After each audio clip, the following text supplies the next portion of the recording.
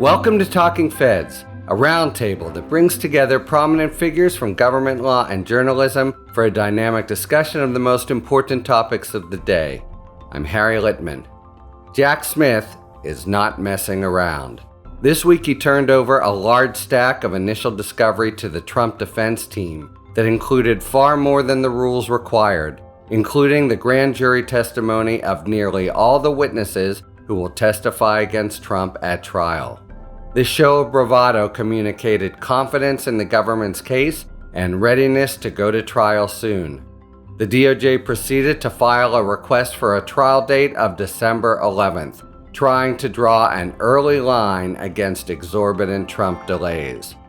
At the same time, it appeared that Smith is working with Dispatch on a second track, this one growing out of the events of January 6th. Judging from what we can discern of his grand jury activity, he looks to be readying a conspiracy charge relating to the multi-state effort to advance false electors for Trump in states Biden won. Most ominously for Team Trump, Smith seems ready to immunize the actors in various states in order to get at the conspiracy in the Trump inner circle, not excluding, perhaps, the former president himself. Several blocks up Pennsylvania Avenue from where the grand jury is meeting, the Republican majority in the House of Representatives put on a sophomoric display that stopped just short, for now, of a motion to impeach President Biden, with similar motions in the wings bearing the names of DHS Secretary Alejandro Mayorkas and DOJ Attorney General Merrick Garland. Contrasting with this week's theater was the most vivid and wrenching of real-life dramas, a slowly developing, excruciating vigil over the submarine Titan that ended with the revelation that the vessel almost certainly had imploded shortly into its mission, killing the 5 passengers. To take us from the high drama of accountability playing out in federal court to the low burlesque in the House of Representatives, I am really pleased to welcome 3 of the country's most insightful observers of the political scene. And they are Erin Burnett. Erin is the anchor, as everyone knows, of Erin Burnett Out Front, which airs weekdays at 7 p.m. on CNN. She also serves as chief business and economics correspondent at CNN, and her extensive news experience includes moderating the 2020 CNN New York Times presidential primary debate. She's also covered the war in Ukraine extensively.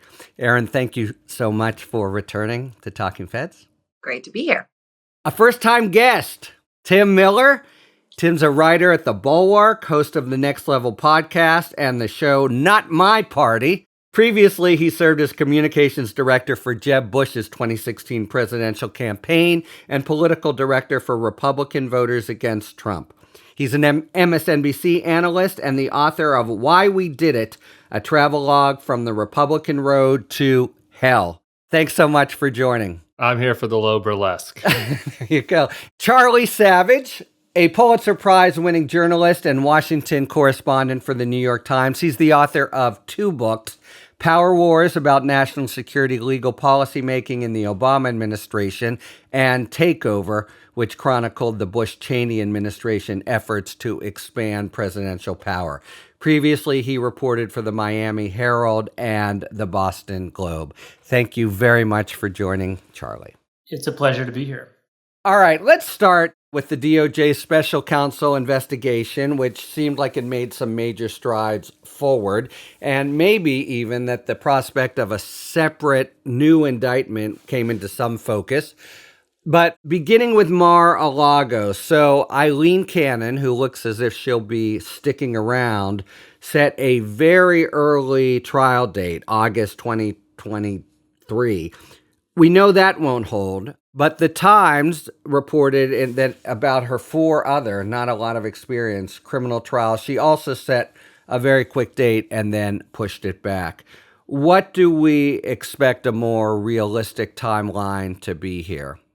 I would expect this is going to be a long slog. Jack Smith said he wanted a speedy trial. He already turned over a first tranche of discovery And my understanding from the filing and from talking to people is it's much more than you would normally turn over at this stage and much more expansive. So he's trying to take things off the table to fight about. But there's a lot to fight about. Even under the most experienced judge, there's months and months probably of fighting ahead of us over the use of classified evidence and what can be shown and what can be substituted or redacted and what the jury can see versus what the audience in the courtroom can see. That's all takes place under a law called CIPA, the Classified Information Procedures Act. And there is just a tremendous amount of line by line complexity. Here we've got 31 classified documents, 21 of which are classified top secret. The defense is going to want all kinds of other classified stuff contextually surrounding those things to be turned over. And if she rules in a way the prosecution doesn't like, it can stop pretrial hearings at that point and take it up to the 11th Circuit. So that alone is going to consume a long time. We also expect the defense to file motions of prosecutorial misconduct and selective prosecution and so forth. And depending on how seriously Eileen Cannon, who was a very pro-Trump judge in the way she ruled last fall, at least takes those filings, that could also create weeks of motions and documents and then even perhaps hearings and testimony. And we expect the defense to want to relitigate all the attorney-client privileged, potentially, information that went into that indictment. There was a big fight here in D.C. before the grand jury judge, Beryl Howell, who eventually forced Trump's lawyers to turn over information that made it into the indictment. But Judge Cannon is not bound by those rulings, and so that I would expect they're going to be relitigated. So all that is to say, yeah, there's no way this trial is happening in August. It could be put off for a year or more. And then once we get close to the election, who knows? Yeah, Harry, it's interesting. I was talking to Ty Cobb, the former White House lawyer, and, he's been right on mustachioed fellow. Yeah. Yeah, pretty much every step of the way. He hasn't minced words, right? He said Trump's a dead man. But I would say, would agree with what Charlie's saying, right? You could see how you could get to this before the election, but that wouldn't get you through any sort of an appeals process or anything else if you even were to get there. So no matter what, you end up in this unprecedented territory if he is the winner of what happens in a pardon and you end up right there again if he is the nominee and the winner. Yeah, so let me make a few lawyers' points. Well, starting with, ex-lawyers, especially if you include the Attorney General, have not been a very kind group to Donald Trump lately. First, to Charlie's point, it's not just more than they needed. It's like the whole motherlode, in particular, all the transcripts of all the witnesses. So it was a move of some bravado, because normally you don't have to even deliver those until trial, until the witnesses testify. And they were saying, A, we've got our ducks in a row, and B, have at it, do your worst. Often there's cat and mouse games, especially with squirrely defendants like Trump. Second, it's clear that it will move a lot, and even a non-pro-Trump judge who doesn't have much experience will have trouble, because they'll get up and say, if you don't give us these delays, there's due process issues. But the two big motions that you mentioned, the Corcoran motion and prosecutorial conduct, she did set a date that's pretty quick, and they're going to have to bring those. CIPA is going to be a whole world unto itself, it's true, but at least they tee it up soon. And the big question is, will she let them go past November? Oh, I'm sorry, I just want to say one thing to Erin's point. You're right, there was no way in the world that an appeals are done, and should he win, he doesn't need to pardon himself. He can simply order, because it's a non-final conviction, just order DOJ to stand down, and that's a full stop. The self-pardon is constitutionally dubious, I think, but it doesn't matter. Yeah. But they did make this production, and he does know the whole case against him with all the witnesses. What is sort of in there, do we think, that is especially intimidating for Trump, just from your reporting on who's been in the grand jury? Certainly, it's all the grand jury transcripts. They're clear about that. It seems to be a lot of recordings of his interviews with people, including like book interviews. And so a theme already emerging has been Trump saying things about the case that could undermine his own defense or that contradict good arguments he could otherwise make. He keeps seeming to admit that he knew he had the documents and, making excuses for that, which undercuts a great defense, which is, I didn't know I still had these. I thought they'd all been turned over. But he takes that off the table by saying, of course I was holding on to them. I had every right to. And that all comes in whether or not he testifies. But maybe his history as a liar helps him in this regard. He says, I've always been a fabulist and an exaggerator. Why would this be any different? He tried that defense out really with Brett, right? Which was basically, he didn't say that exactly, but he basically was just saying, I was showing off. It was really just newspapers and magazines. He was talking to Brett Baer about the war plan tape. Hey, I wonder what you thought about that. It's so precarious to try to psychoanalyze the guy, but a lot of people did see a somewhat different Trump in that Brett Baer interview. Off his game, not sure-footed, jittery is a word I heard. Did it seem to you from your, following of Trump over the years that he's, rattled? Trump is Trump. I always hate that there's a different Trump. Trump's been the same Trump since the 1980s, as best as I can tell. That's always the excuse that my never again Trumper friends start to use. It's like, we saw something different in Trump after January 6th. It's like, really? I didn't. But I guess I would just say in his answers, the alphaness of the answers, I think particularly when on the question of where Brett asked him if he was worried, he gave a really deep pause to think about answering that question before kind of then moving into, his usual rigmarole and the BS. And so I think that there's reason to believe that and I think there's been a lot of reporting in the Times and CNN and other places, that he was made to believe he was in a much better legal position than he was by his advisors and his actual lawyers and his volunteer lawyers like Tom Fitton. I do think the strength of the case and the types of people that had been traditionally allies speaking out about the strength of the case, I don't know if rattled is the right word, but maybe shook the usual bravado and confidence that we see from him. You've seen a lot of interviews with him, Erin. Did it seem like same old, same old? Yeah, I mean, I'd say, I'm just obviously some of my colleagues reporting is that the mood has had a distinct change, Harry, in just the past week. That first when this happened, there was the bravado and the world is against me and rising to the occasion. And, he goes to Versailles, right? The Cuban restaurant, right? And then he goes to his fundraiser. And so he was getting fed that oxygen that he needs and thrives on. And then all of a sudden it's sort of the party's over. It's like time to clean up after Thanksgiving dinner. And you're taking that deep breath. And at least from the reporting again of my colleagues, that the mood is distinctly different. That he's just more down and he's more sour. And, Tim, to your point, doesn't mean it just doesn't cycle right back through, right? We're used to the wave pattern here, but it is in a different place now than it was a week ago. I mean, he's always at the very top of the charts in his vitriol, but it's just seemed like also in response to some of the criticism he's taking from Republican grown-up establishment figures like Barr, he is wigging out in his hyperbolic rhetoric back at them. We were always looking during the impeachment for certain Republicans of gravitas to come out. McConnell came within an inch and then receded. Is the sort of chorus, I think you can say it's a chorus of people saying that at least two things. It seems like the case has merit and we don't think he should be president. Is that, do you think, not just shaking him up, but having a real effect on party elites that translates to his political fortunes? I don't think so. I mean, to me, is what we're seeing now materially different from what we saw a million times before after saying John McCain wasn't a hero? Oh. Go back to 2016.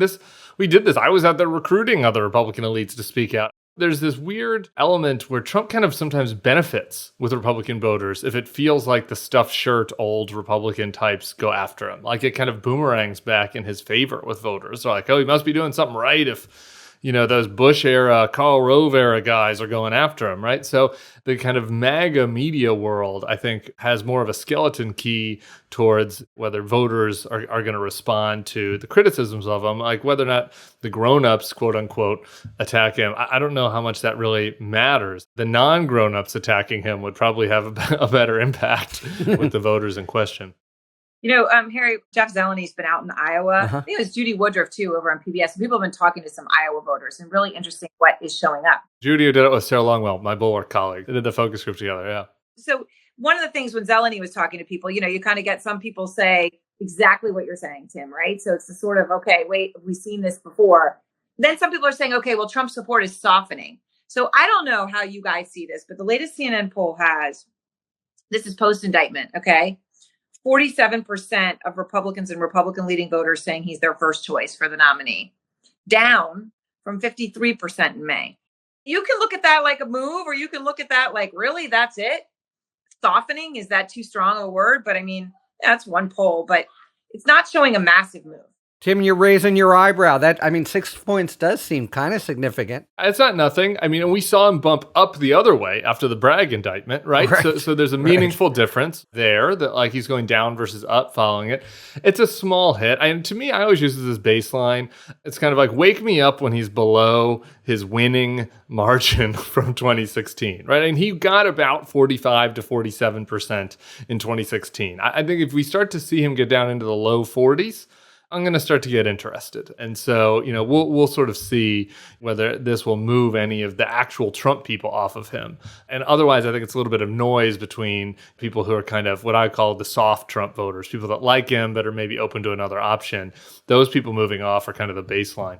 I was just going to say, also, if I remember your CNN poll correctly, Erin, it's not that the points he lost went to DeSantis, whose number didn't move. It went to, one of the sort of single-digit candidates, or several of them, right, which isn't going to lose him the election. The support needs to rally around someone who actually poses a threat, or it's just sort of a signal of disgruntlement more than a threat to him. And meanwhile, when you have, what's happening in Congress right now, the House is trying to nullify the 2 impeachments of him. All the signaling within what is now Republican elites is still defend Trump. And there's always a rally around the flag effect in how partisanship works. Going back to Bill Clinton when he was impeached, right? And suddenly all the Democrats were like pissed at the Republicans about it. So as long as he's still in primary land, it doesn't seem like this is going to throw him off. Yeah, I wouldn't be surprised to see, in addition to trying to take back the Trump backsies on the Trump impeachment, you're starting to see a little bit of now movement around a Biden impeachment, which for a while, really the kind of quote unquote adults in that Republican House were really like, we don't want to do this. But the Hunter Biden fallout, the supposed whistleblowers from the IRS, they haven't been named yet, saying that Hunter was getting a unfairly lenient deal, I guess. It doesn't read that way to me, but that's what these whistleblowers are saying. That would maybe be the impetus for, you're starting to see some of these mid-bench MAGA House members starting to stir to use that as an impetus to go after Biden. And again, all of this, I just think this deep state versus Hunter, deep state versus Trump, all of that serves to benefit Trump in the narrative, in the conversation, because it kind of puts all those other candidates out of the picture. It's this deep state versus Trump, Biden versus Trump element that we're seeing continue to congeal in the House. And we'll move to that shortly, but this week when it comes up for the second or third time, McCarthy doesn't say, no way, have you lost your mind? He said, not now. It would look a little bad after just censuring Adam Schiff. Charlie, I wanted to ask you about, Trump has come out and very expressly said he's going to politicize the DOJ. If he gets in, he's going to go after Biden, et cetera. And you wrote about his political opponents, about their attitudes toward the department, and which had some fairly striking findings. Can you explain? Trump came out and said after he got indicted, when I get back in power, I am going to appoint real special prosecutors. They're going to go after Biden and his family, the Biden crime family.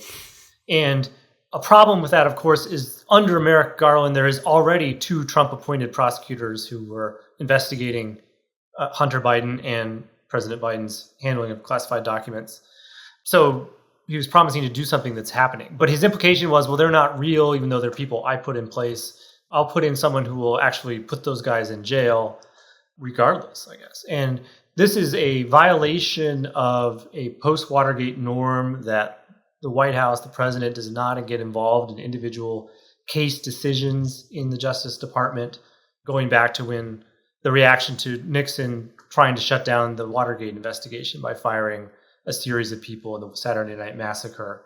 And this norm emerges that the Justice Department is hands off. And of course, he tried a little bit, kind of haphazardly and sporadically when he was in power. He was pushing to have John Kerry investigated over his interference with the Iran nuclear deal unwinding. He was certainly pushing to have John Durham indict people like Biden and Jim Comey and so forth, and was angry at Bill Barr when that didn't happen. But he now seems to be saying, I'm just going to throw that into overdrive. And he's got these sort of minions who are out in think tanks, people like Jeff Clark, Russ Vought, who are familiar names for putting out white papers and things that looks like law review articles that are laying the intellectual groundwork for the notion that there is no actual legal bar to a president directing investigations and charges. The Justice Department is not an independent agency, which may be true as a matter of law. Things can be lawful but just not done. Lawful but awful. There is no provision of the Constitution or statute that says the president can't tell the Attorney General to open an investigation into something and fire him if he won't do it. It's just, since Watergate especially, that's not how this country works. And they're sort of unabashedly saying that's how it's going to work if there's a second Trump term. So with my colleagues, Jonathan Swan and Maggie Haberman, we put together this piece and Jonathan Weissman, asking all of the other contenders for the Republican nomination, what do you make of this? It's sort of a two-part question. Is it lawful for a president to direct the opening or closing of an investigation, the bringing of charges, the dropping of charges, specific case decisions?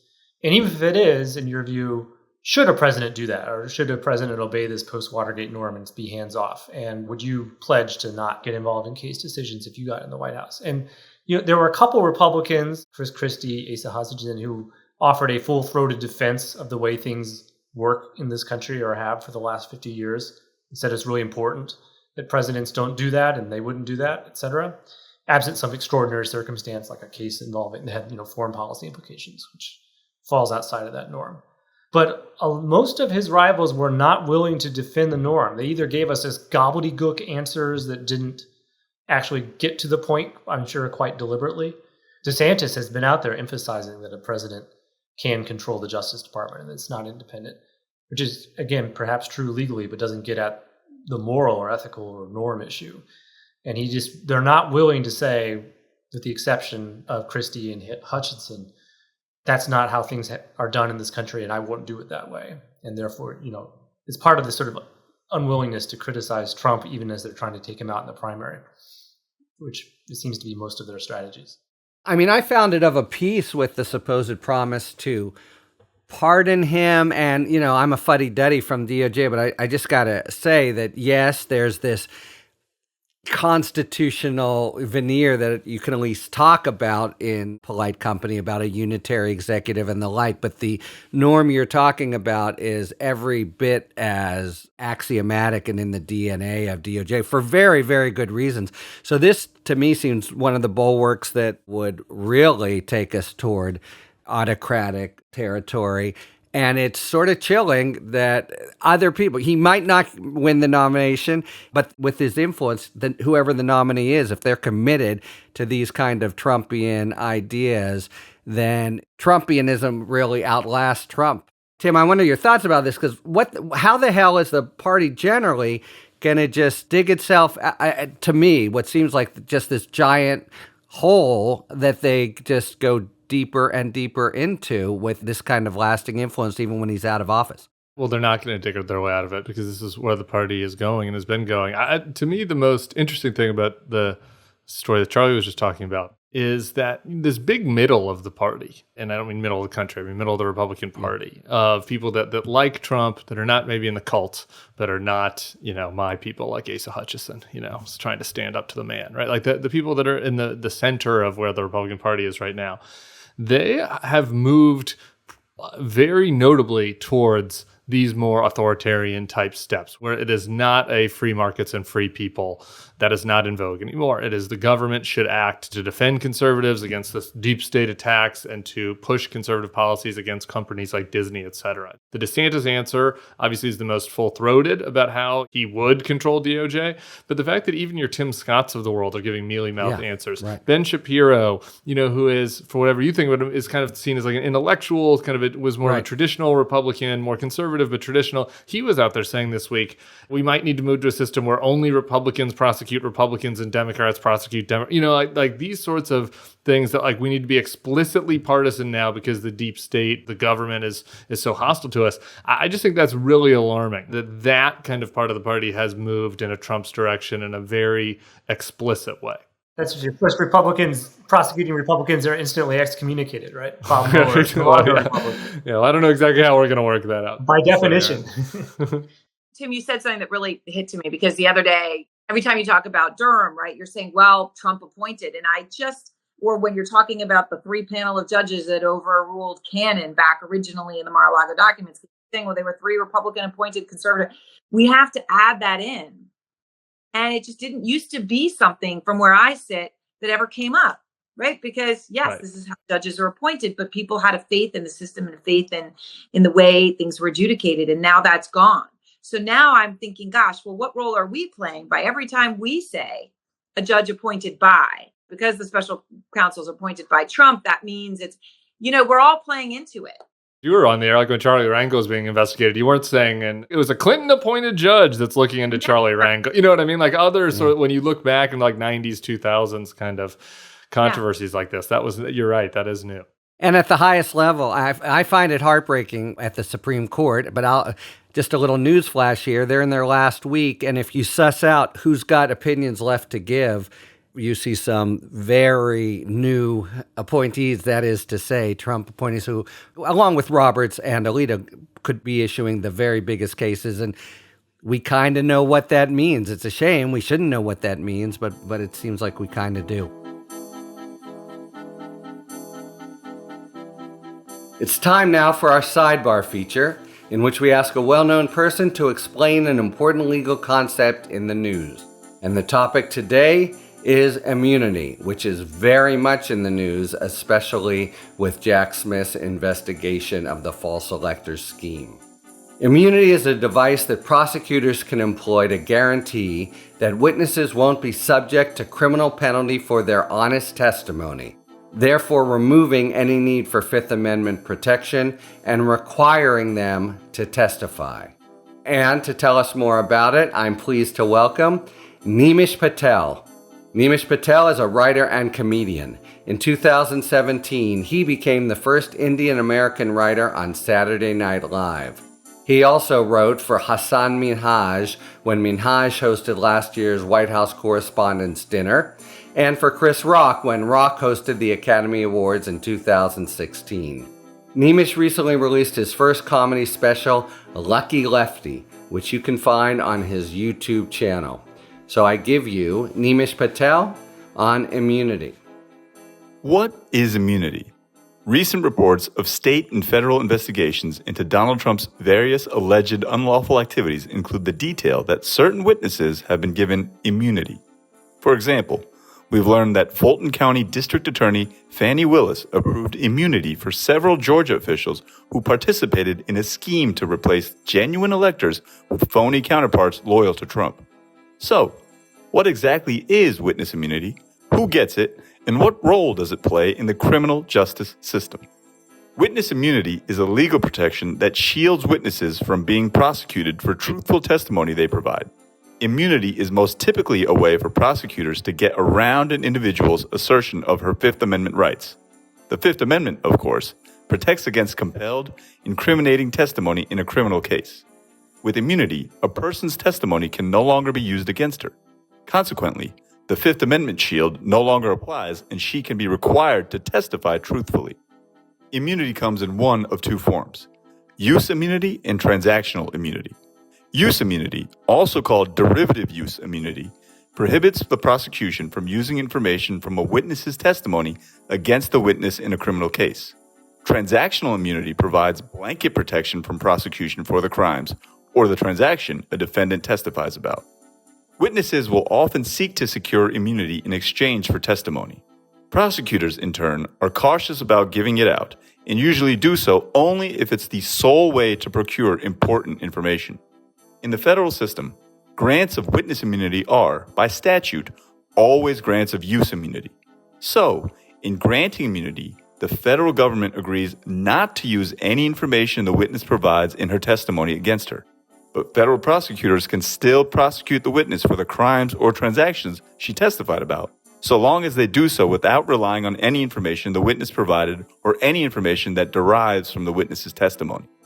A grant of immunity extends only to truthful testimony. If an immunized witness lies in her testimony, she can still be prosecuted for perjury. For Talking Feds, I'm Neemish Patel. Thank you for that explanation, Nimish Patel. Nimish will be going on tour in the US, UK, and Canada later this year.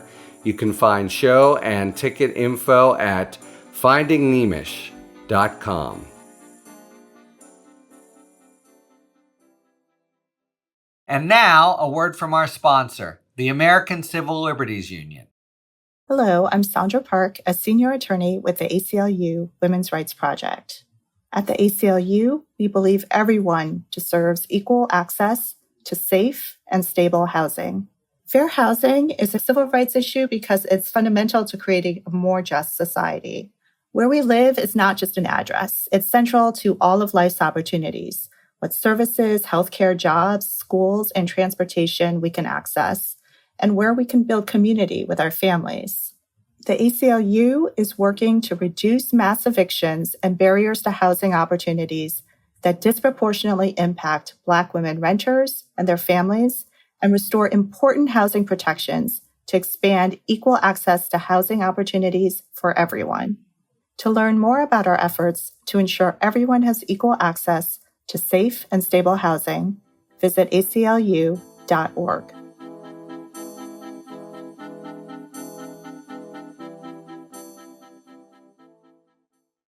All right, it is now time for a spirited debate brought to you by our sponsor, Total Wine and More. Each episode, you'll be hearing an expert talk about the pros and cons of a particular issue in the world of wine, spirit, and beverages. Thank you, Harry. In today's spirited debate, we unbottle the truth about wine. Is there really a right or a wrong way to enjoy it? Wine drinkers near and far have lived by a certain set of written yet unofficial rules to follow, particularly when it comes to pairing wine and food. You've heard a couple of them before. White wine pairs with seafood, red wine pairs with big old juicy steaks. And while we like to think of these more as guidelines than rules, some suggestions actually do serve a higher purpose, to help your wine get the most from your dish, and vice versa. One pairing that's not quite as obvious involves tannins. Tannins are the dryness that you taste and feel in wine. They come from grape seeds, skin, or oak barrels. Traditionally, high tannin wines and spicy foods don't pair well together. The dry components of the wine become more pronounced with spice, which makes the food itself taste even hotter than it actually is. From drinking red wine with fish to white wine with beef, we say you do you. But there is one no-no that we wholeheartedly live by. Always, yes, always, hold your glass by the stem and not the bulb. And there are a few reasons why. Putting your warm hands on the bulb transfers unnecessary heat to the wine. As wine warms up, it will become off balance and you will taste the alcohol more and more. Not to mention, you can easily avoid smudges to your beautiful glassware. To truly enjoy wine, you can never go wrong pairing the wonderful selection and helpful guides at Total Wine and More. Cheers. Thanks to our friends at Total Wine and More for today's A Spirited Debate. Let's shift tacks into the House itself and the rawest kind of politics. So Charlie Rangel, you mentioned, he was censured. I think he was there've been 3 in 40 years. He was the first. He had a pretty good long list of crimes and ethics violations. And there's only been 24 in history, but now we got the 24th yesterday. Adam Schiff. It was hard to even get the bill of particulars, but His pencil neck, I think, was the main one. exactly. I think that was it. Let me ask you, Erin, I mean, it seems like sheer peak and viciousness, but there's some political calculation, I assume, going on there. What's the strategy, if there is one, behind this agenda of reprisal, if I could call it that? Well, certainly, I mean, you're at a point now where it's as if you just feel like it's an eye for an eye, right? I mean, it's very biblical in what you're seeing. And to the extent McCarthy tried to be an adult in the room, right? To the extent that he had I'm going to go give some red raw meat to Marjorie Taylor Greene or the Lauren Boeberts, and, they're in their own thing now, right? Don't invite them to the same party. But then I'm going to be an adult in the room and other things, right? That this shows that you're starting to slide down a slope. And where do you get? I think it's interesting what Tim just raised, that he's hearing that maybe some of the discussion on impeachment of Biden is gaining more steam than it had been. And maybe it is McCarthy, Tim, Charlie realizing, hey, I thought I had more control of this or control in a different way, and maybe I don't. So that's going to change the direction we go.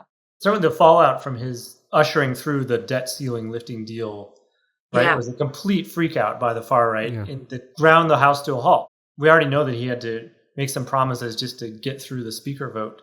That's what they want. Maybe he'll think of it, well, you know what? An impeachment of Biden is symbolic. It'll go nowhere in the Senate. The country won't fall. I'll appease them. I mean, I can see the logic of that, actually. So it's related to a couple things. One is the debt deal, which I have to give Kevin credit for that. That went a lot smoother than I expected to. I mean, maybe it's a low bar to step over, but the types of folks he was dealing with, I thought that the risk there was a lot greater than it ended up being. But he had to make those sacrifices, which made some folks unhappy, even though they essentially allowed that to go through. And then in the meantime, what Comer and Jordan have been doing have been basically a bust. Right. It hasn't been Benghazi 2.0. It's been a nothing burger, right? So there's this angst. The whistleblower got lost somewhere, right? Yeah, the whistleblower, they might be dead. It was here just a minute ago, right? They need to get a scalp, right? They need to get their pound of flesh. And so I think now this Hunter Biden situation is going to be the next place that they look and trying to rope Joe into that, et cetera.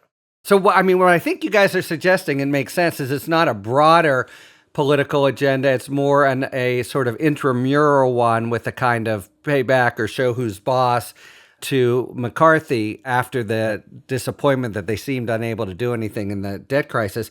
Schiff, it was interesting to me. He went straight for McCarthy, right? In addition to calling it a badge of honor and standing in the well, he said that this shows McCarthy has no control.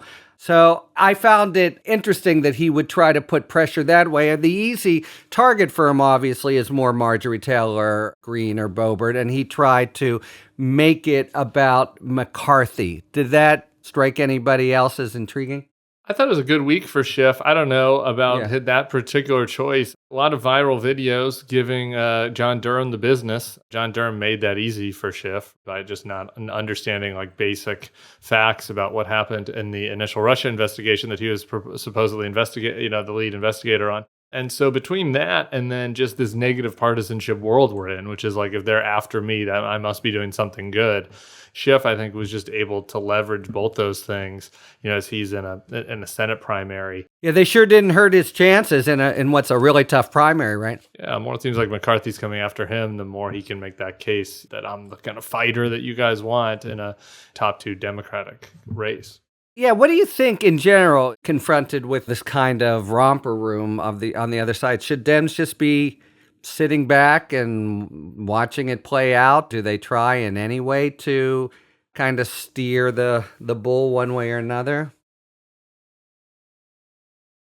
Well, they've got their own questions. We'll see how the polls keep coming out. But I mean, the rise of RFK Jr. and his sort of stubborn 20%, whatever that is, whatever that protest vote or whatever it is, it's there. So when you talk about a romper room of politics, I mean, they I guess it would be hard in that context to just take the high road and say, if you just sit back and be quiet, everything's just going to be fine for them.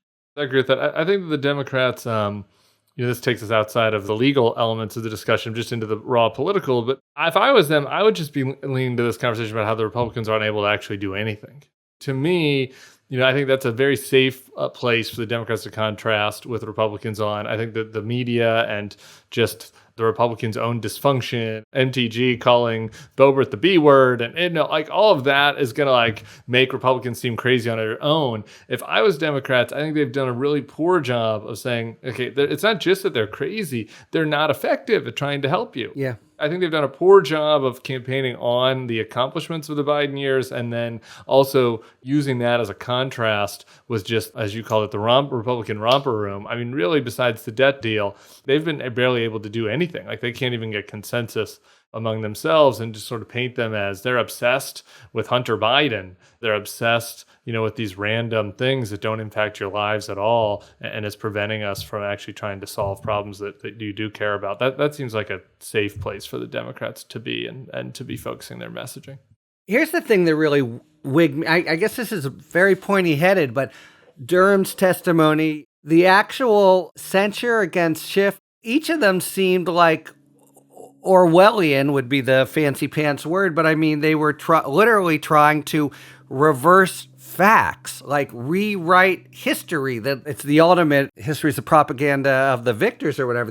They actually want to dispute facts that I thought had been, long since established, and you thought they might go Trumpian going forward. But they're so backward looking and so focused on rewriting things, it seems to me. They never accepted the facts to begin with. That was the whole point of Durham. Right. They were hoping that Durham was going to create a new alternate facts where this investigation was actually a plot by the Democrats and the deep state to frame Trump. That was their theory of the case. It's what they've been pushing for 8 years. If you read conservative media, if you read The Federalist, you're quite familiar with that alternate history. And they were hoping that Durham was going to be able to put that forth, and because it was not true, and because Durham seems pretty incompetent, those two things made it very challenging for them to do so. He's the latest of everything Trump touches dies, though. He used to be pretty respected in DOJ.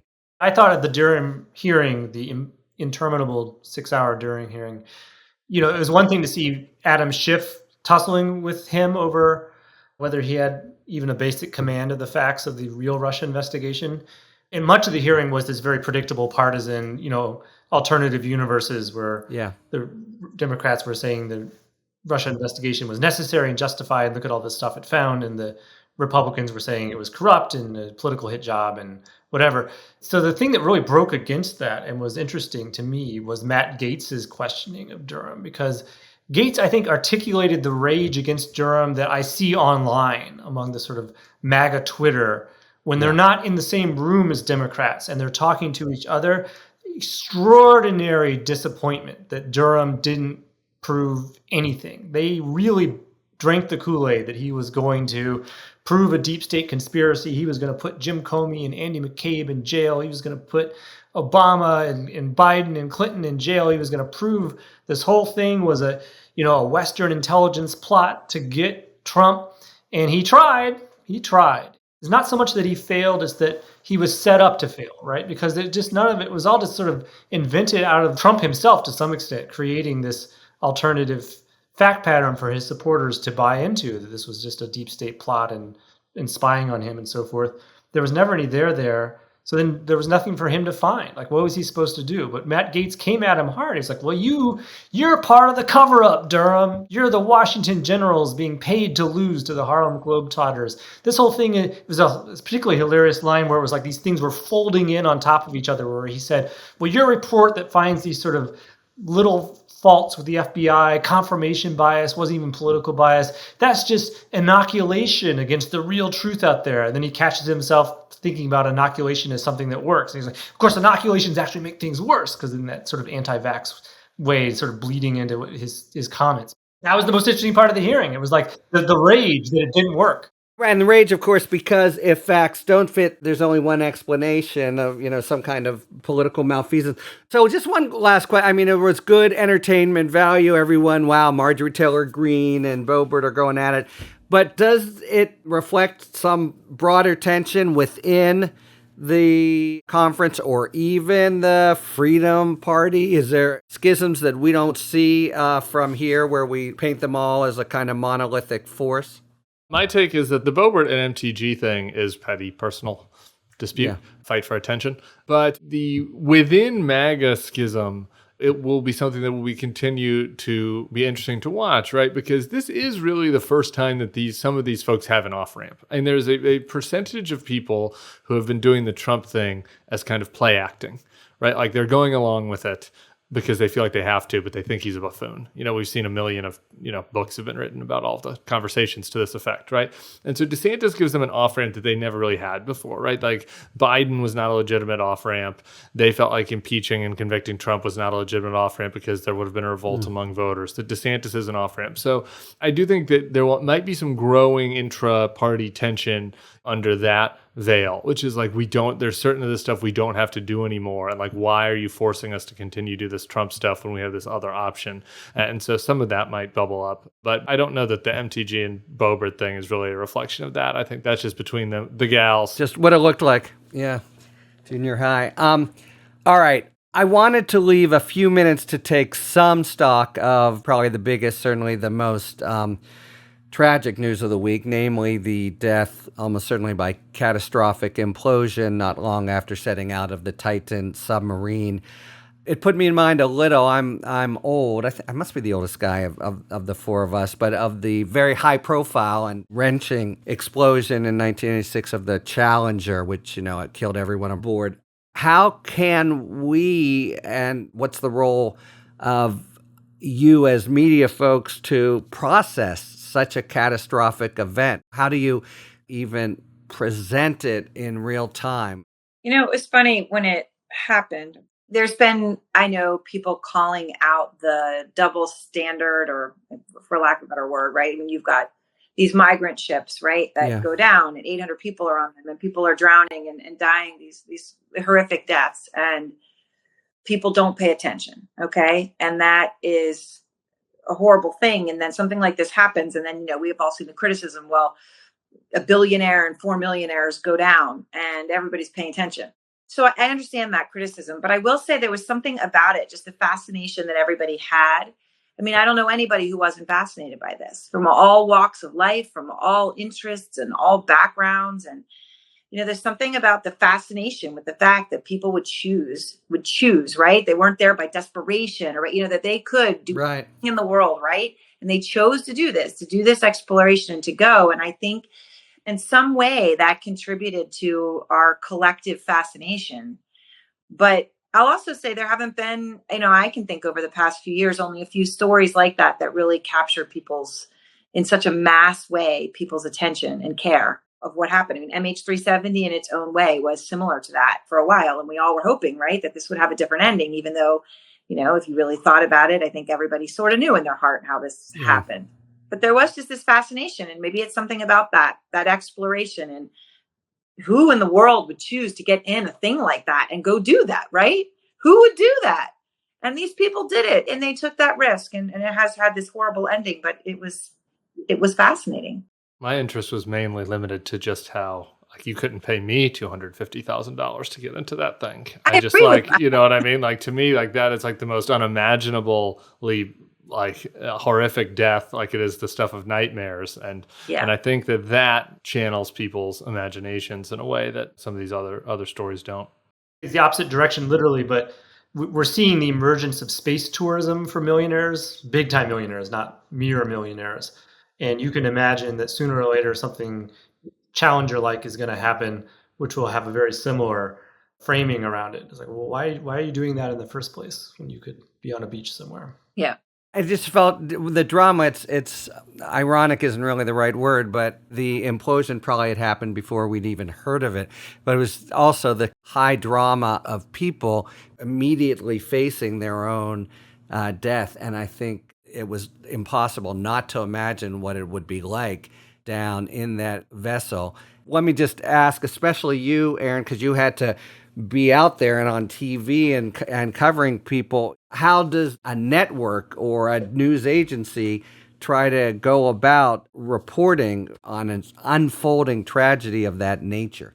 Yeah, I mean, I guess part of it is that we're all holding out hope, even though, again, it's realistic, right? But you're trying to walk the line of not being unreasonable in the way you talk about it and think about it. And then even afterwards, when we finally found out, even in the same space of a few minutes, you're talking about the construction of the hull and the carbon fiber and whether that was irresponsible, had more approvals. And then 2 minutes later, I'm talking to the stepson of Paul-Henri Nargeolet, right? Who'd been down there 35 times, right? Incredibly experienced diver, talking to his stepson. He's talking about the death of someone who was so important in his life, So it's like those things being side by side.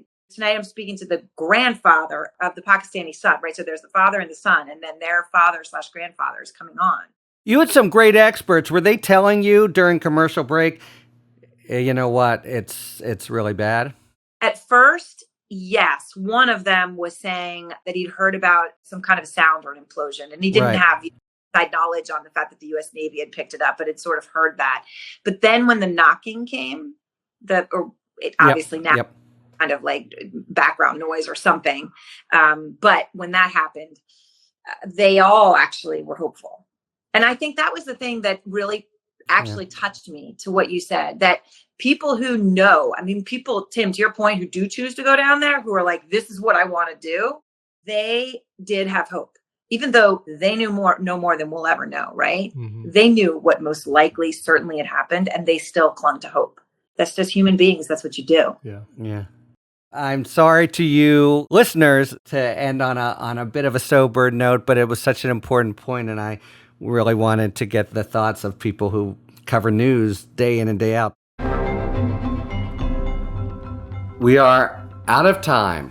Thank you very much to Erin, Tim, and Charlie, and thank you very much, listeners, for tuning in to Talking Feds. If you like what you've heard, please tell a friend to subscribe to us on Apple Podcasts or wherever they get their podcasts, and please take a moment to rate and review this podcast. You can also now subscribe to us on YouTube, where we post daily video content breaking down legal developments in the news. You can follow us on Twitter at TalkingFedsPod, and you can look to see our latest offerings on Patreon, where we post bonus discussions with national experts about special topics exclusively for supporters. This week we posted a conversation with criminologist Casey Jordan about the likely profile of the defendant for whom police have just announced a DNA match in the gruesome University of Idaho murders case. Talking Feds is a completely independent production, so if you like the work we do and the spirit moves you to support the show, joining our Patreon is the best way to do it, and you get some excellent content in exchange. Submit your questions to questions@talkingfeds.com, whether they're for Talking 5 or general questions about the inner workings of the legal system for our sidebar segments. Thanks for tuning in, and don't worry, as long as you need answers, the feds will keep talking. Talking Feds is produced by Olivia Henriksen. Sound engineering by Matt McCardle. Rosie Dawn Griffin and David Lieberman are our contributing writers. Production assistance by Rhea Cohen-Gilbert, Emma Maynard, and Kalena Tano.